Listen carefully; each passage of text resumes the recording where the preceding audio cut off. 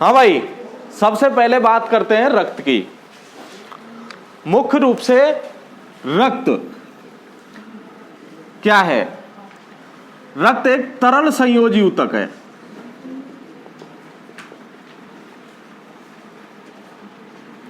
रक्त एक तरल संयोजी ऊतक है। जो ऊतक पढ़ाए थे ना, ऊतक किसे कहते हैं?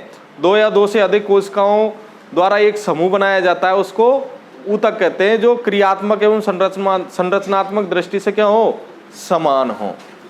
तो रक्त एक तरल संयोजी ऊतक है। इसमें बहुत सारी रक्त कोशिकाएं पाई जाती हैं। तरल इसलिए कह रहे हैं क्योंकि इसमें एक तरल भाग होता है जिसका नाम है प्लाज्मा। तो प्लाज्मा के कारण इसको तरल कह दिया और ये संयोजी ऊतक है। हाँ भाई, अब बात करते हैं रक्त में जो इसकी पीएच है। रक्त की पीएच 7.4, मतलब हल्का क्षारीय होता है। रक्त हल्का क्षारीय होता है। तीसरी कंडीशन, रक्त का मुख्य कार्य क्या है? रक्त का मुख्य कार्य हमारे शरीर की पीएच का नियंत्रण करना होता है। दूसरा है ऑक्सीजन और CO2 का परिवहन करना होता है। CO2 और ऑक्सीजन का कोशिकाओं तक और फुफ्फुस या फेफड़ों तक परिवहन का कार्य रक्त का ही होता है। अब बात करते हैं रक्त में ऐसा कौन सा वर्णक होता है जो इन ऑक्सीजन और CO2 का परिवहन करता है? हीमोग्लोबिन। हीमोग्लोबिन एक तरह का प्रोटीन है और इसमें ग्लोबुलिन नाम का एक प्रोटीन पाया जाता है और हिम का मतलब Fe इसमें जुड़ा हुआ होता है। अब बात करते हैं रक्त के प्रकार की। रक्त में जो दो चीज उपस्थित होती है, एक तो प्लाज्मा होता है, एक तो होता है रक्त कोशिकाएं। प्लाज्मा जो है, प्लाज्मा के अंदर 92% 92% जल की मात्रा होती है। कितनी परसेंट? 92% जल की मात्रा होती है। बाकी का जो 8% भाग बचा वो कार्बनिक एवं अकार्बनिक यौगिक उपस्थित होते हैं उसके अंदर। ये प्लाज्मा की बात कर रहा हूं मैं। प्लाज्मा लगभग रक्त का 55% भाग बनाता है। प्लाज्मा रक्त का लगभग 55% भाग बनाता है और इस 55% में सबसे ज्यादा जल की मात्रा और 8% जो मात्रा होती है कार्बनिक एवं अकार्बनिक की यौगिकों की होती है।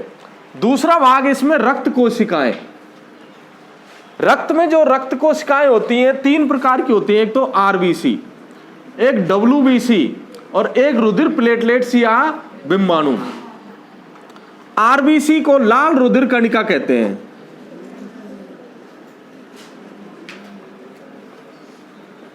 लाल रुधिर कणिका।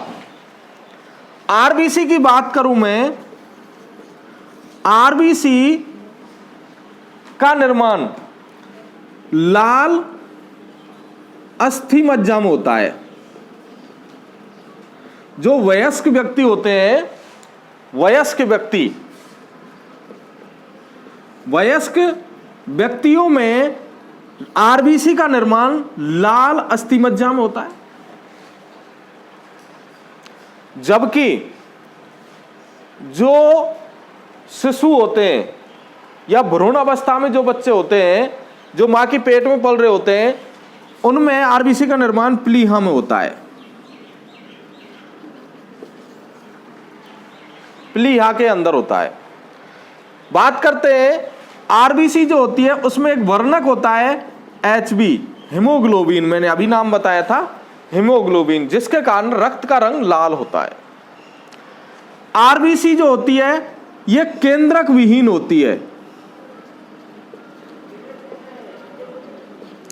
केंद्रक विहीन होती है। RBC में कोई केंद्रक नहीं पाया जाता। इनका RBC का जो जीवन काल है 120 दिन होता है। आरबीसी का जीवन काल 120 दिन होता है। 120 दिन, बहुत ही इंपॉर्टेंट क्वेश्चन है। आरबीसी का जीवन काल 120 दिन होता है। अच्छा जी, अब बात करते हैं दूसरा डब्ल्यूबीसी की।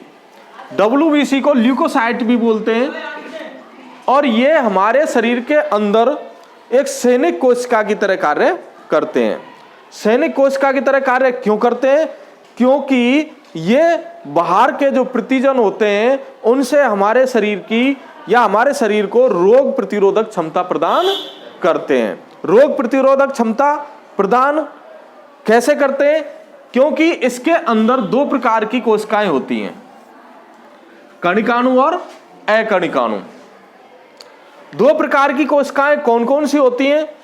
देखो, एक तो होती है कणिकाणु और एक होती है अकणिकाणु। कणिकाणु कोशिका जो होती है, देखो आरबीसी में केंद्रक नहीं पाया जाता, जबकि डब्ल्यूबीसी में केंद्रक पाया जाता है। इनका जीवन काल 120 दिन होता है। हाँ भाई, कणिकाणु कोशिका जो होती है, कणिकाणु जो कोशिका होती है, इसका जो प्रकार है वो है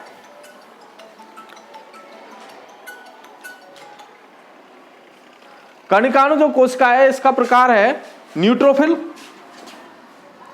इओसिनोफिल और बेसोफिल। ये तीन प्रकार की कोशिकाएं होती हैं। न्यूट्रोफिल जो कोशिका होती है ये मोनोसाइट कोशिका, और एक होती है महाभक्षाणु। ये तीनों कोशिकाएं जो होती हैं, न्यूट्रोफिल, मोनोसाइट और महाभक्षाणु कोशिका जो होती हैं, ये तीनों की तीनों कोशिकाएं हमारे शरीर के जो प्रतिजन हैं, जो रोगाणु हैं, उन पर सबसे पहले अटैक करती हैं, सबसे पहले उनका भक्षण करती हैं। इसलिए मुख्य रूप से रोग प्रतिरोधक क्षमता प्रदान करने के लिए न्यूट्रोफिल जिम्मेदार है। एक कोशिका होती है इओसिनोफिल और एक कोशिका होती है बेसोफिल। और अकणिकाणु जो कोशिका होती है दो प्रकार की होती हैं, लिम्फोसाइट्स और मोनोसाइट्स। लिम्फोसाइट्स कोशिका भी कितने प्रकार की होती है? 3 प्रकार की, टी लिम्फोसाइट्स, बी लिम्फोसाइट्स और मारक कोशिका। मारक कोशिका। और दूसरे प्रकार की होती है मोनोसाइट्स कोशिका।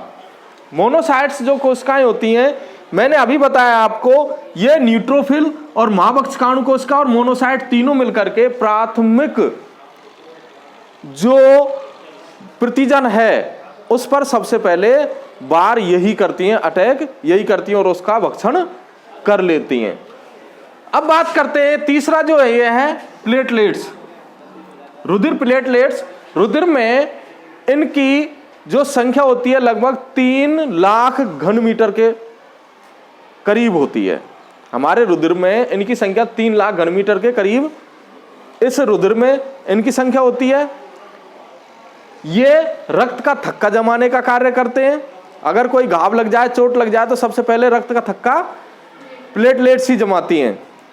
इनमें प्रोथ्राम्बिन, फाइब्रिनोजन, प्लेटलेट्स जो होती है ना, इनमें प्रोथ्राम्बिन, फाइब्रिनोजन 2 प्रकार के वर्णक होते हैं। फाइब्रिनोजन एक तरह का जाल बनाता है, एक तरह का जाल बनाता है, और उस जाल में ये प्लेटलेट्स फंस जाती हैं।